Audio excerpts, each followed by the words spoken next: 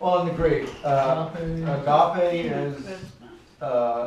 is what they call the divine love, God's love for us. Which and usually when Paul's writing about love, he's using the word agape. And if you can understand that, it's a love directed to somebody below you that lifts them up. Brotherly love is horizontal love. Philadelphia, city of brotherly love. And eros is a love that goes up. You're putting somebody up on a pedestal. So that's marriage love. Yeah, that's a romantic. So now we've said that love must be sincere. And I mean, it's really, he's almost repeating the 13th chapter of 1 Corinthians. And so we're at 14. And he ends at verse 13 with practice hospitality. And we kind of talked, I think that's what I remember us ending last week, is that, we've kind of lost this idea of hospitality within the church, because growing up and even through even some in Twin Falls, there was a group of us who just spontaneously say, come over to the house, bring whatever you're fixing for dinner, and we'd have a potluck at somebody's house. Astoria, especially in the summertime, on a Sunday and the sun was shining, let's meet at the beach at 5 o'clock, have hot dogs, whatever, and then have a little service and stuff. And I mean, we just did that. But that's kind of getting to be a really lost cause.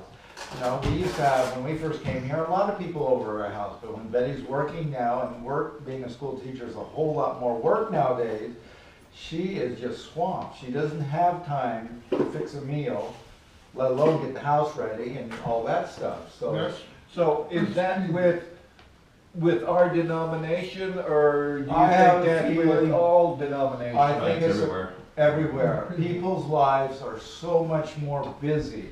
It's like Betty. I mean, if you're just swamped with work, you come home and you still got all laundry and everything else you got to do, you're just too tired and don't have the time. You just have people over. I think people are really concerned about they have to fix up the house. Yeah, that shouldn't be. You have to rearrange the dust. Yeah. Very good, Joe. And I don't know where the term putting on the dog means, but yeah, you want to put your best foot forward for You people. shouldn't have to with church family. And, all I know is growing up, everybody knew you were dirt poor and everybody knew your house was a mess and dirty and everything else, You so. know, like they didn't have all the distractions like TV and Yeah. stuff like that. And that's true. I mean, I look at my daughter's schedule with all their kids, I'm going, wow. Talking to Lauren yesterday, asked if the kids were home from school, and she said Jane was home because she's in kindergarten, only half a day. Lily's just getting ready to come home, and then we got to take her to her running class. Running. Jane's in not ballet, gymnastics. I mean, they're just, and so it's just wow. So it really does hurt hospitality. And another reason is, for us Western Americans, we do not understand the concept of fellowship as dramatically as they did in the New Testament period, because in the New Testament, they lived in a pretty much a face-to-face society. Everybody knew everyone. I mean, all the dirty stuff. Everybody, because you were just living real close, and it became a community. And Hillary Clinton wrote a book, It Takes a Community to Raise a Kid. Well, in that day and age it did. I mean, it was just so close knit. This is just even out, within a Jewish community, that was a community, and that's the way it was. Well, you get to America, we grow up as independent, private people. And I was just, have read articles, we've gotten rid of the front porch. Yes, and the swing on the porch. And people sitting out there and just, gathering with the neighbors. And we built fences, tall fences, so our neighbors can't see what we're doing in the back. Because now we moved from the front to the back, we walled ourselves off, and we become that very private, walled off individual. And it's hard for us to interface in a fellowship with anybody. That's kind of our nature. And now the kids are talking on cell phones, Yeah. and they don't even talk to each other. They don't know how to talk to each other. Email. They text each other. Yeah. But didn't the Jewish father, when the son got married, he built onto his house? Well, so they according to- can all live together? Vanderlaan, that's what usually happened. But when the son got married, he does leave the authority of his father. Right, but they're, And so he Yeah. becomes, because the son now becomes head of his household. Now according to Vanderlaan, they would build a house next door or something. And talk about that. I was in Astoria and I first got there and I'm trying to call people and there's this address and I'm driving up and down this street. Well, this house number is supposed to be here. I can't see it. And so started talking to people. It's there. Remember, this is Norwegian, and I think I was in the Finnish part of town, in the east end of town, wherever that is. Is when the kids got married, they built a house behind them. So what I learned is the house is there. You just got to park and walk between houses, and then you find a house sitting back there. so it's not A and B on the number, it's just the same It's just number. a different number, and there's only a sidewalk, and you can't see it, from the street, and I said, whoa.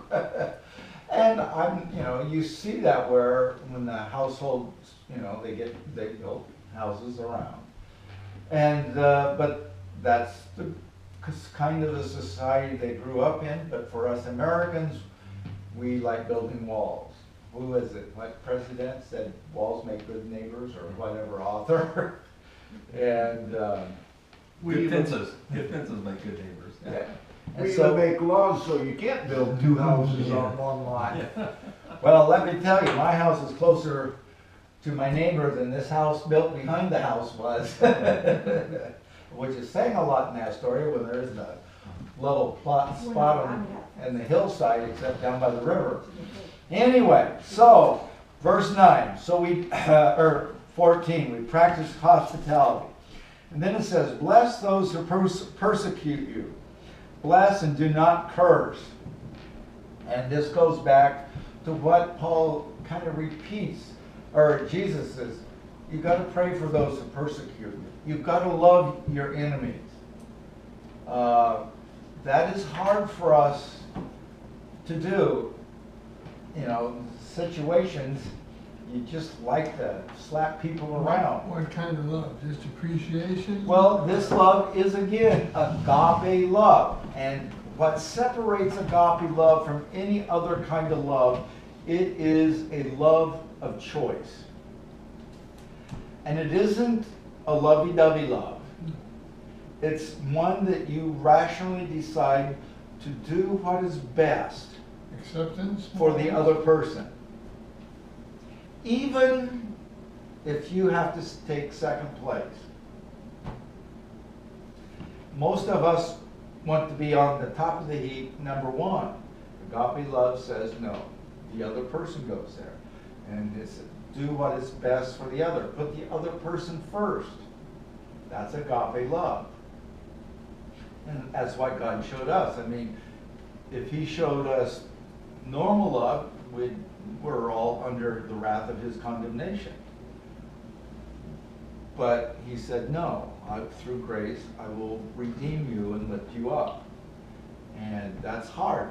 It doesn't mean, like I said, after 9/11 in church, it says, we're supposed to love our enemies and pray for those who persecute. I don't know really how that happens, but we're supposed to. As long as they're staying around. How can you love ISIS? Well, and you say, well, they didn't, well, you got to realize Jesus is growing up in Galilee, and they're under occupation. And the Romans weren't pleasant people. They're probably more brutal than ISIS was. And are any of you watching the Jesus story on Sunday night? I am. Yeah, they are very brutal. I mean, it says, go, if they ask you to, for a mile, take an extra mile. I mean, a Roman soldier could come up to anybody and says, carry my stuff for a mile.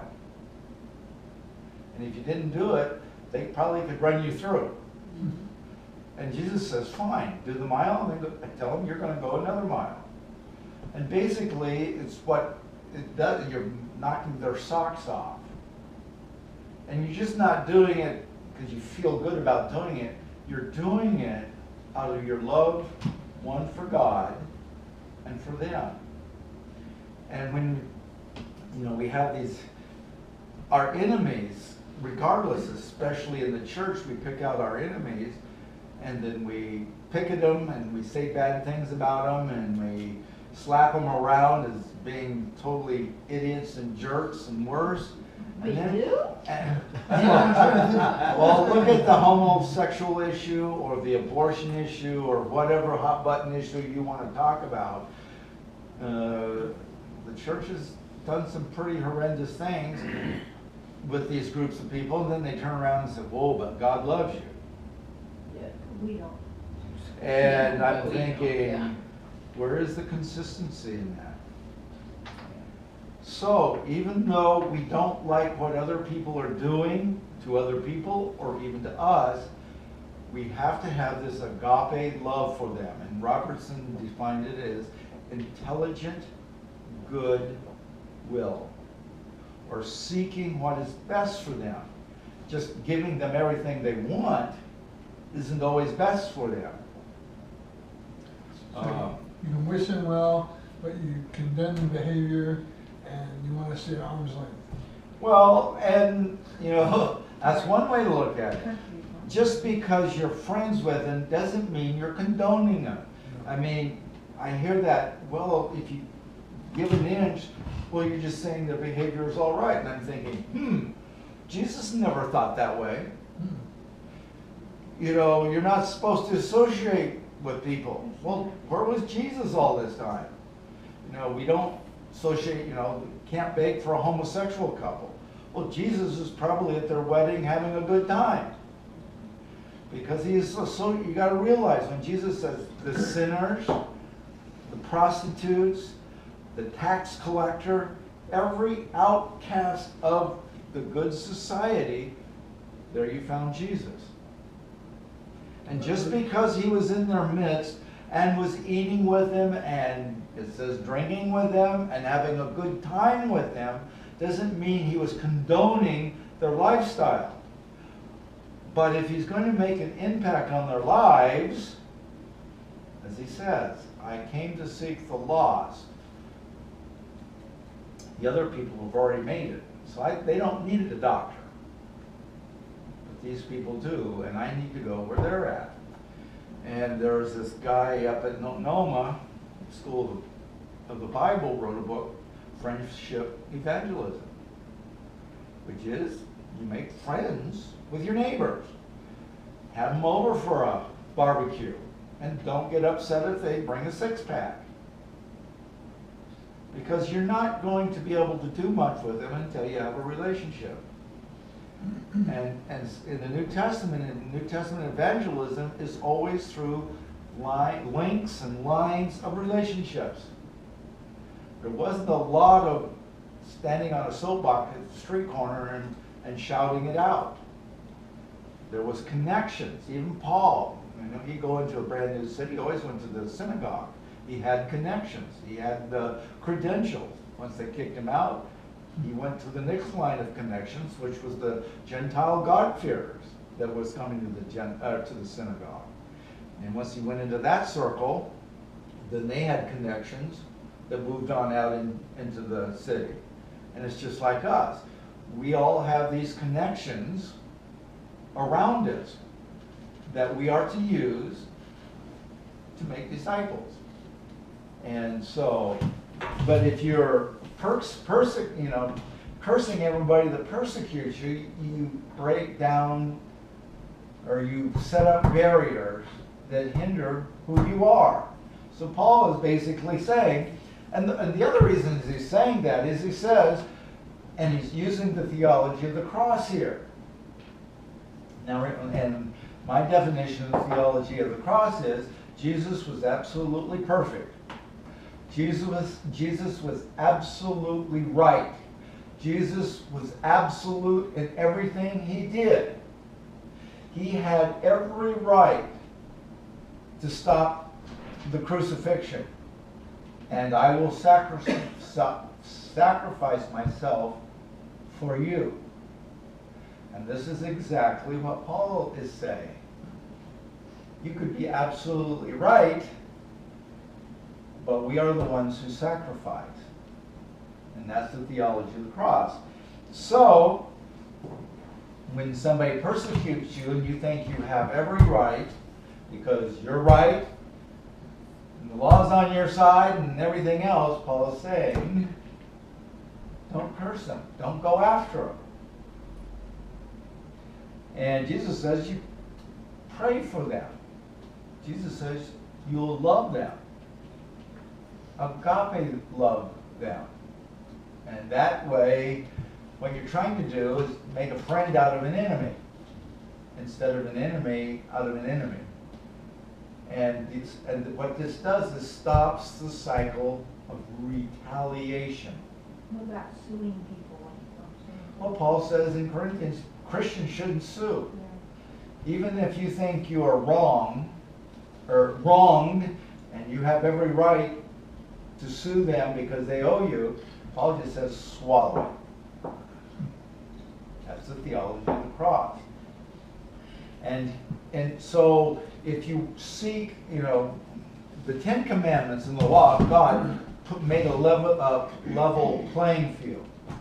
Before it's, an eye for an eye and a tooth for a tooth. And it was Gandhi who says, well, if we followed the eye for an eye, tooth for a tooth, we'd be a blind, toothless world. But what that did, it made a level playing field. Because before that, if you hurt somebody in my kinsman group, I'll take out half of yours. Well, that group, if they took out half, they'll wipe, you're just upping the ante all the time. Retaliation begets retaliation. And God said, no. If this happens to you, you can't rise any more higher than that. You're seeking justice. And what Paul says, you don't even go for, you swallow it. Somebody owes you, don't force them to pay, you just give it to them. And that's that love. So it's, bless those who persecute you, pray for those who hate you, love your enemies, bless but do not curse, because vengeance is the Lord, says Paul. And if they're not Christians, we aren't to be judging them anyway. That's God's responsibility. So he will seek his justice in the end. And then it says, rejoice with those who rejoice, and mourn with those who mourn. And we've heard this before. In this close, and I'm beginning to wonder, I just thought of this, is, Paul's talking to the church. So when he's saying, bless those who persecute you, he's probably not talking about the outside world. I think he is in a sense, but what about within your own group? Especially in your own group, you're practicing the theology of the cross. Okay? Because in the next sentence, verse 15, he's saying, rejoice with those who rejoice, mourn with those who mourn. So within your group, there are people who are going to have times of success. Rejoice with them. And there are going to be people who are going to be hurting for whatever reason. Mourn with them. And people, and this kind of goes back to my understanding and my practice of what worship is. When I come here on Sunday morning, I want joyful worship songs. Because life can be such a downer anyway, that when I come here, I want to be lifted up with joy and gladness. Because there will be times that we will sing those songs in mourning. And But until that time comes, let's rejoice, because we're rejoicing together. But when there is a loss or mourning, that group, that fellowship, that community of faith will gather around each other and lift those persons up who are mourning. And I will say this congregation does a darn good job of that. We rally around those who need us.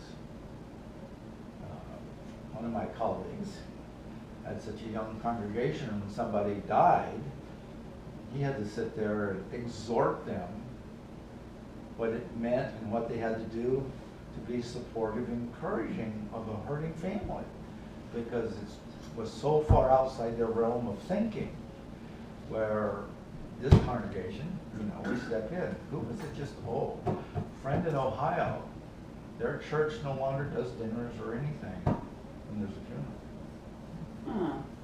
And That's so weird to even think about. Yeah. And so she said she It's and her such a sisters, tradition. her mom died, so she and her sisters planned and put a little gathering for family on at their house. Mhm.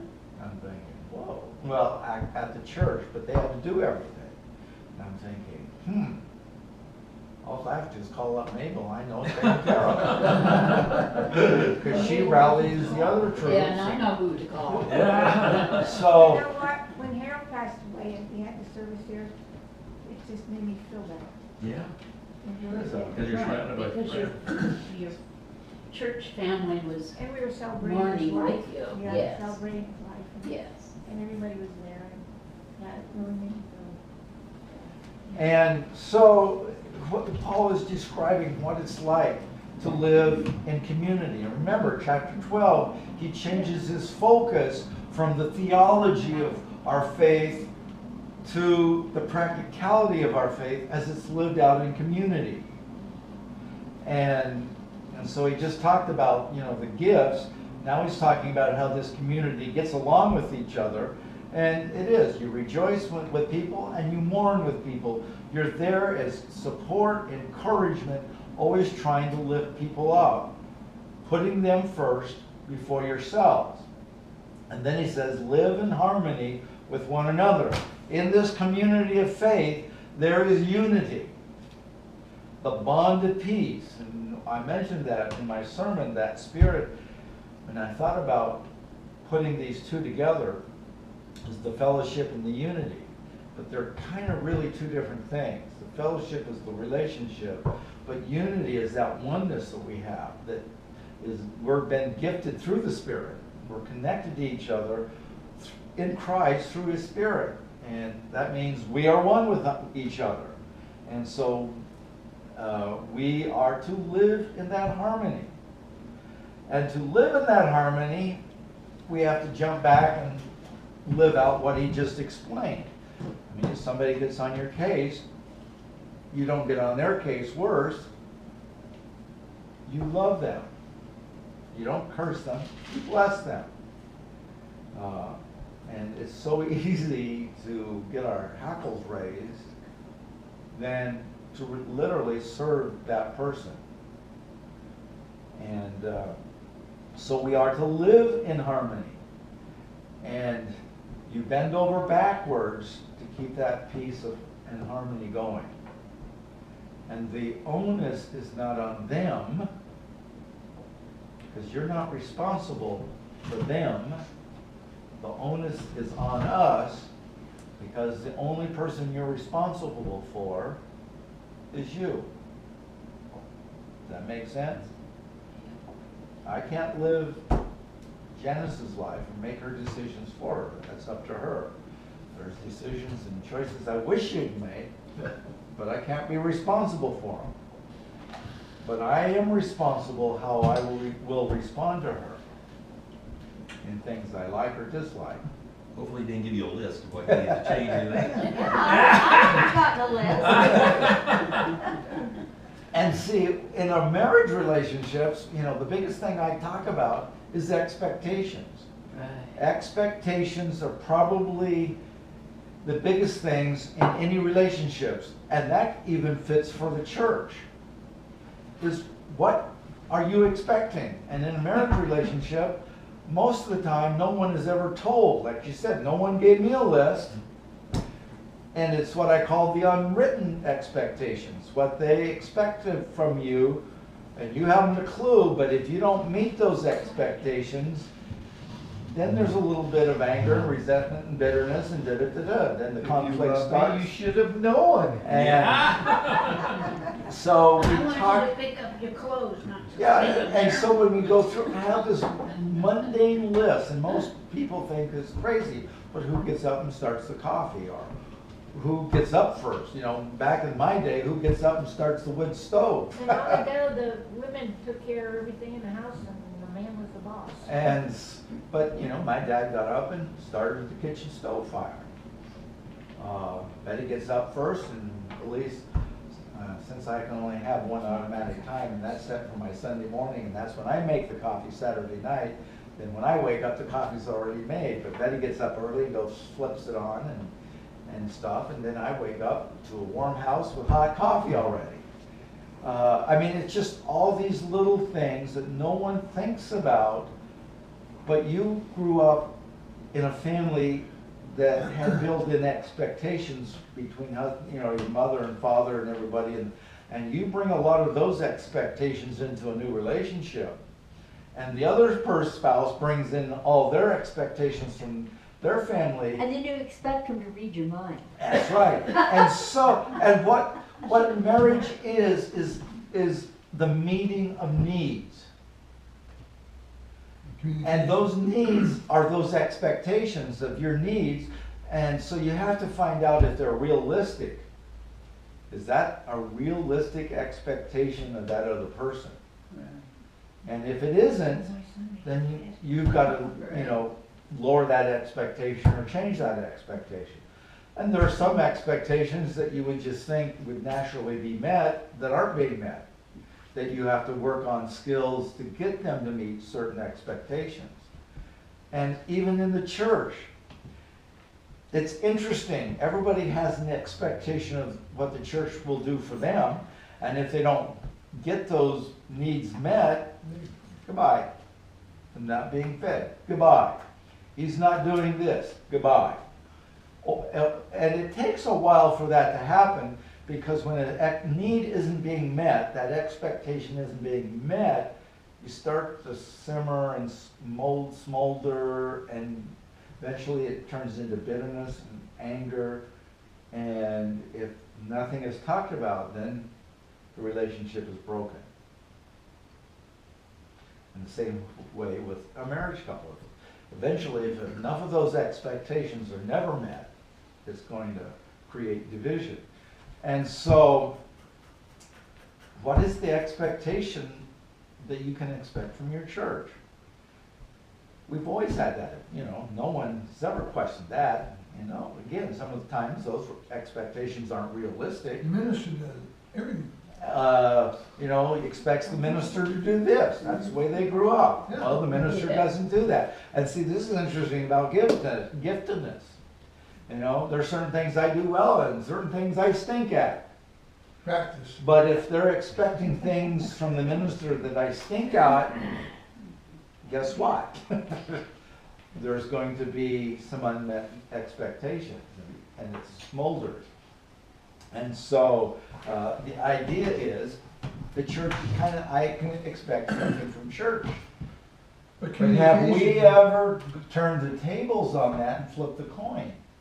What does the church expect from its members? We never talk about that. Attendance and tithing and service. And when you read the New Testament, you're really reading expectations that Paul or Christ or God is putting on us, that he expects from us and the church expects from us. That's most of the New Testament writings. It's the teachings. And it isn't teaching the church what to do for the members, it's really the members teaching the members what you do for the church. This is what we should be able to expect from you. And what is it can we expect from you? Be disciples. And I just got some new copy paper, and I saw this little stack, and it's the expectations we have with membership. And one is participation, one is, giving and serving, but it's also how we relate to one another. And so it really comes down is we're trying to live in harmony. As I said when I first got here, and I had mentioned it several times in the years intervening, is I really don't spend my nights up thinking of ways to hurting anyone.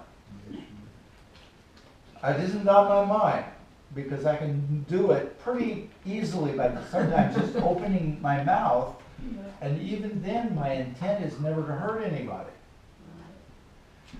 But it can easily be construed as that. But believe me, I'm really not out to hurt anyone. So I said, what I ask from you is the benefit of the doubt. That maybe he really didn't mean what he said. It wasn't really directed at me. Just give me and then if you then come to me and get it clarified. And then I said, yeah, I really did. Well, I think communication between either a couple or in a church is one of the biggest things. That's You know, right. Just a real quick note. When Trevor and Claire were first married, they used to stay up till like 1 or 2 o'clock in the morning before they go to bed, talking something out. And when they got it worked out, then they went to bed. But see, people are different. Betty always wanted to work things out and talk about it. And my personality is, you've got to let me Think about alone enough so I can get down off my high horse so I can do this. If you get in my face, I'm probably going to dig in my heels. Just give me some time to relax and get off my tall white horse, right? So people respond differently about this. But communication is all about communication. The trouble with communication, it is so difficult for the very basic reason what communication is. Because we all have our mind thoughts and understanding of our world. Then we've got to form that into words. And those words are going through all our filters of world understanding or our world view. And those sound waves of our words go out, it hits your ears, and you hear them, but they're all filtered through your worldview. Triggers. And your worldview is always different than my worldview. Because your experience is different than my experience. Your family of origin and how you did things growing up and everything about that is probably quite a bit different than my background. So when what one word means good, something good to me, that's how I filter it and I speak it and you hear it and you filter it. But that word causes you to shudder for some reason. And believe me, a word as simple as father can be interpreted a whole lot of different ways. My mother-in-law, she was in the old school, but I can remember she was singing a song to the kids at nursery rhyme, and it was something about a song that, and this character was strange, but the word was, and he's queer, or not queer, gay. Mm-hmm. And so she said, well, he's really gay. And of course, boom, that makes a whole different trigger to us today. Right. Versus they used to be happy. Or that, Yeah. That was Right. commonly. And so you can understand in just the very act of communication is difficult because we filter the same words so differently. But the key of communication is communicating, redefining until you understand. Identifying what the issue is. You know, and that's why I say, always give me the benefit of the doubt. You know, what I'm saying might not have had any implication of anything that you've heard me say, because we filtered them differently. And so, got a quote here. So you live in harmony and doing communication and giving people the benefit of the doubt, bending over backwards, putting them first, goes a long ways in living in harmony in the community. And we'll finish so I can get to verse 17. It says, and do not be proud, but willing to associate with people of low positions. Don't be conceited. So don't be proud. And James picks this up and he says, you know, when people come in, don't gaga over everybody who's wearing the gold rings and fine raiment and all this stuff and give them the seat of position and honor in the sanctuary. But when it's somebody who comes in that is in rags and they don't smell as well and they're not dressed like you, that you relegate to the back of the room and away from everybody else. He says, you don't do that. And this is what Paul says. Everybody in this world is on equal footing. And that is, we're all sinners who have been redeemed by the blood of Christ. And that means everybody. And even if you think you're wrong, and when I resigned from Twin Falls, this is one of the concepts I had to grapple with, because I thought I was really wrong in the elders, because we believed that we were taking the church in the direction God was leading us. But when you stop to think about it, the same grace that saved me applies to them in all what you think they're doing to you. That you're no special duck in all this. You are just like they are, but just in different ways and in different situations. That you stink just as bad as you think they stink. And that's a hard concept for us to get a hold of. Well, yeah, and you know, almost what you said takes me back to almost the original question you asked, like how do you like ISIS? I mean, how do you know, respect ISIS or the 9/11? And one of the things that I always think about is this is one of the first times we were attacked not by really a country but by a religion. This is a religious war, Right. and those people who flew the airplanes into the buildings, they basically, if you compare their faith, the strength of their faith versus my strength of faith, they probably win, because I'm not willing to do that for you guys. But, you know, we think that, you know, they stink because they're terrorists, but then we look at the Crusades, the Christian Crusades of 200 years of murder of innocent people, we stink pretty good too sometimes.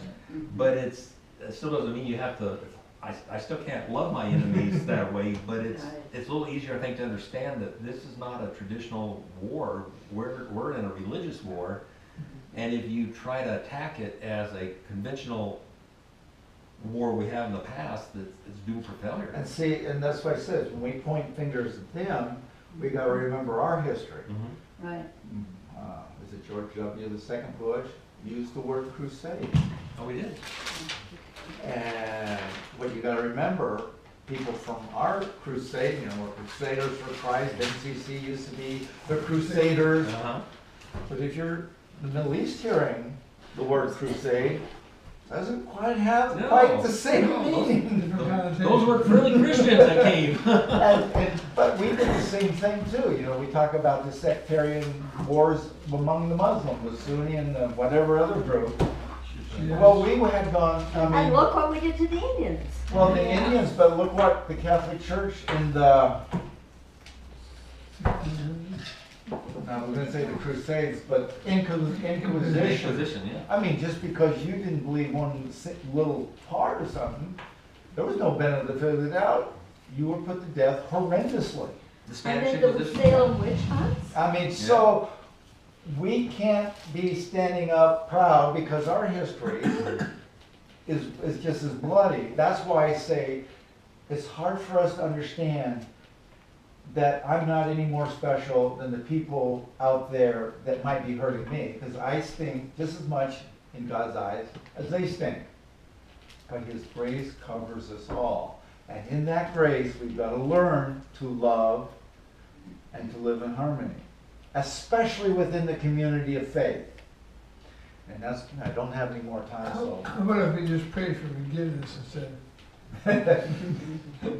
Just pray that we live in that forgiveness. Right. And that's, so I'll close with that. Our Father in heaven, we thank you that you loved us first, because we would have never loved you like that. And now that you've loved us and have forgiven us in Christ, may we live within this community of faith with that same idea of forgiveness to others. And then I think we will start to realize the harmony that you gifted us. Be with us now as we go our own ways. For this we pray in Christ's name. Amen.